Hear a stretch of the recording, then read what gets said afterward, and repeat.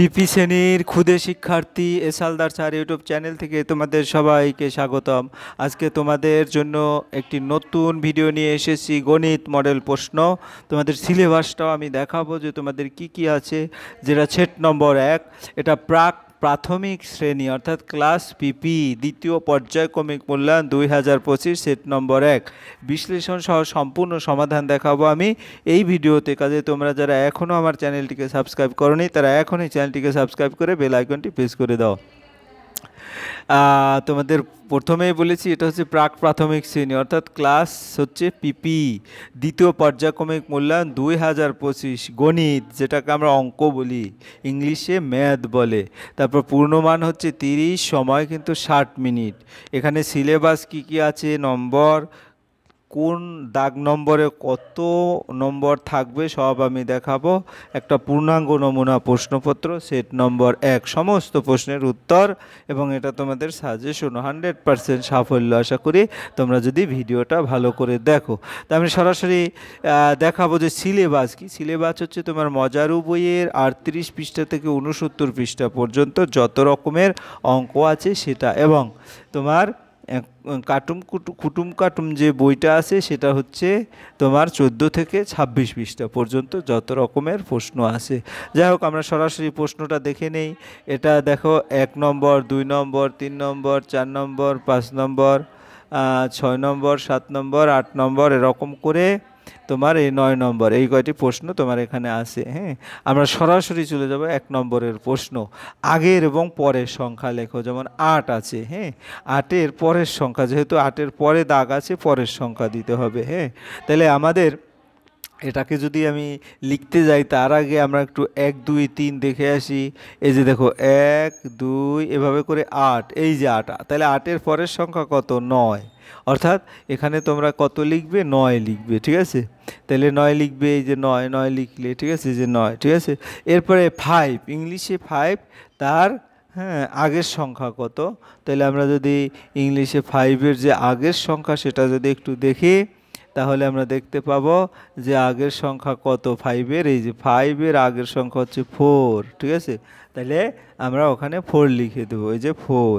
তারপর 6-এর পরের সংখ্যা, 6-এর পরের সংখ্যা 6, আমরা জানি 6-এর পরের সংখ্যা বা 6-এর পরের সংখ্যা হচ্ছে 7। ঠিক আছে, অথবা এখানেও 6-এর পরের সংখ্যা 7। তাহলে আমরা দেখি 6-এর পরের সংখ্যা বা 6-এর পরের সংখ্যা 7, 3-এর আগের সংখ্যা 2 এভাবে, এবং 9-এর পরের সংখ্যা হচ্ছে 10। এভাবে তোমরা কিন্তু সুন্দর করে লিখে দিবে। এরপরে 6-কে ইংরেজিতে লেখো। 6-কে যদি আমরা ইংরেজিতে লিখতে যাই তাহলে দেখো তোমার এটা হচ্ছে 6। আর ইংরেজিতে এখানে 6টা কোনটা? এই যে এটা। হ্যাঁ, তাহলে 6, তাই না? তাহলে আমরা 6 লিখবো। তাহলে 6 কীভাবে লিখবো? 6 হচ্ছে তোমার এই যে হচ্ছে 6কে ইংরেজিতে লিখলে এরকম হয়।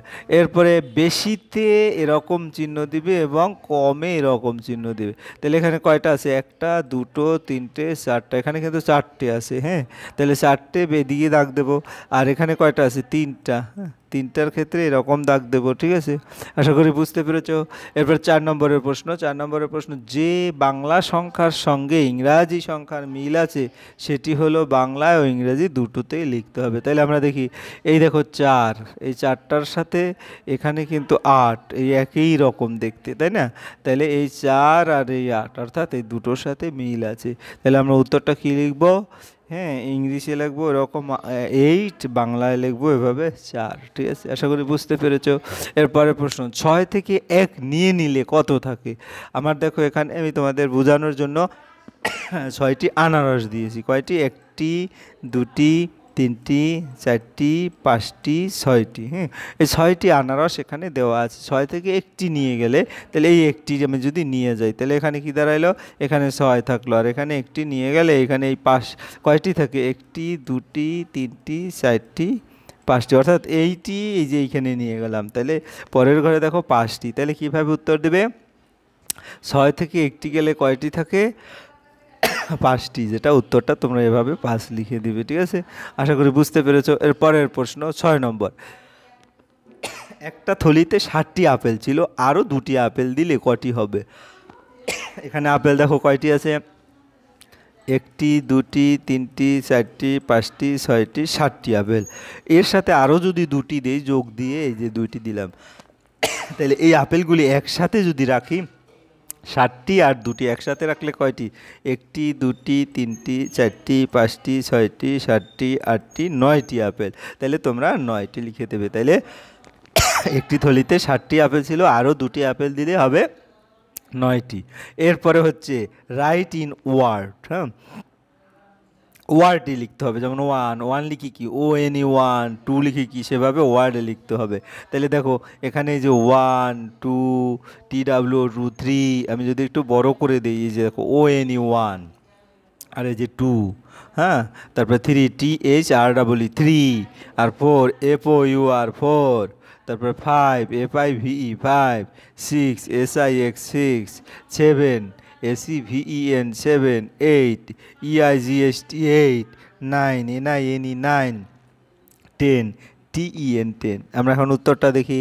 তাহলে প্রথমে 2 আছে, এটাকে ওয়ার্ডে লিখবো TW2, তাহলে এভাবে লিখবে 2, 3 THREE 3, 4 FOUR 4, 5 FIV 5, 6 SIX 6, 7 ACVN 7, 8 EIGST 8, 9 NINE 9। আশা করি বুঝতে পেরেছ। এরপর আমরা 8 নম্বর দেখবো। ছবিতে পাখি, কাঠবিড়ালি, ফুল, মৌমাছি, গাছ সংখ্যা গুণে লিখি। তা আমরা যদি একটু দেখি, এই একটি মৌমাছি, এখানে আমি দাগ কাটলাম, নেওয়া হয়ে গেল। এরপর 2টি মৌমাছি, এই যে এটা নেওয়া হয়ে গেল, এটাও দাগ কাটলাম। এরপরে এই যে আরেকটি, অর্থাৎ এখানে আরেকটি, অর্থাৎ 3টি মৌমাছি, 3 লিখে দেবো, ঠিক আছে। এরপরে কাঠবিড়ালি, কাঠবিড়ালি কোথায়? এই যে একটা কাঠবিড়ালি, ঠিক আছে, এখানে একটা দাগ দিলাম, নিয়ে নিলাম এখানে। তারপরে এই একটা কাঠবিড়ালি, ঠিক আছে, এখানে আর কোথাও কাঠবিড়ালি আছে? আর কোথাও দেখা যাচ্ছে না, কাজেই 2টি কাঠবিড়ালি। তারপরে টিয়া পাখি, তাহলে একটা, এই ধরো এই একটা টিয়া পাখি, তারপরে এই যে এই একটা টিয়া পাখি, ঠিক আছে, 2টো।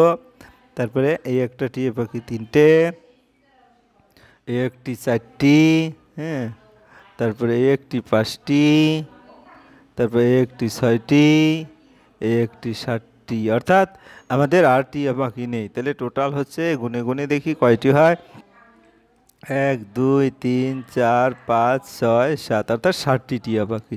এরপরে ফুল কয়টি? ফুল দেখা যাচ্ছে এই যে একটি ফুলে, এছাড়া আর কোথাও ফুলের গাছ নেই, কাজে ফুল হচ্ছে একটি। গাছ কয়টি? আসলে সমস্ত কর্মকাণ্ড একটি গাছের উপর হয়েছে, কাজে গাছ হচ্ছে একটি, কাজেই একটি। এভাবে তোমরা উত্তর দিয়ে দেবে। এরপর আমরা চলে যাব গুণে নিয়ে সংখ্যা বসিয়ে যোগ করি। এখানে কয়টি গাছ আছে? 1টি 2টি, 2টি গাছ, এভাবে লেখা দেওয়া হয়েছে। এখানেও 2টি গাছ, হ্যাঁ, এখানেও 2টি গাছ, অর্থাৎ 2 যোগ 2 যোগ 2। এখানে যদি আমরা লিখি, এখানে 2, এখানে 2, এখানে 2, 2 আর 2, 1 2 3 4 5 6, অর্থাৎ 6টি গাছ। হ্যাঁ, এই হচ্ছে তোমাদের টোটাল যে প্রশ্ন। আশা করি ভিডিওটি যদি মনোযোগ সহকারে দেখো, তোমাদের সেকেন্ড ইউনিট টেস্টে কীরকম প্রশ্ন আসবে তোমরা অচিরেই বুঝতে পারবে। পরিশেষে বলবো, তোমরা যারা এখনও আমার চ্যানেলটিকে সাবস্ক্রাইব না করে ভিডিওগুলি দেখছো, প্লিজ চ্যানেলটিকে সাবস্ক্রাইব করে বেল আইকনটি প্রেস করে দাও। ভিডিওটি দেখার জন্য অসংখ্য ধন্যবাদ। হ্যাঁ, ভিডিও যদি ভালো লাগে তাহলে লাইক কমেন্ট শেয়ার করতে ভুলবে না। আর যদি তোমাদের কোনো ভিডিও দেওয়ার, হ্যাঁ, যে না আমার একটা ভিডিও, তাহলে কমেন্টের মাধ্যমে জানাবে যে কোন বিষয়ের ভিডিও দেব। তোমরা যে কোনো ক্লাসেরই আমি তোমাদের কমেন্ট দেখে সেই ভিডিওটি আগে দেওয়ার চেষ্টা করব। আজ এই পর্যন্তই। ভিডিওটি দেখার জন্য সবাইকে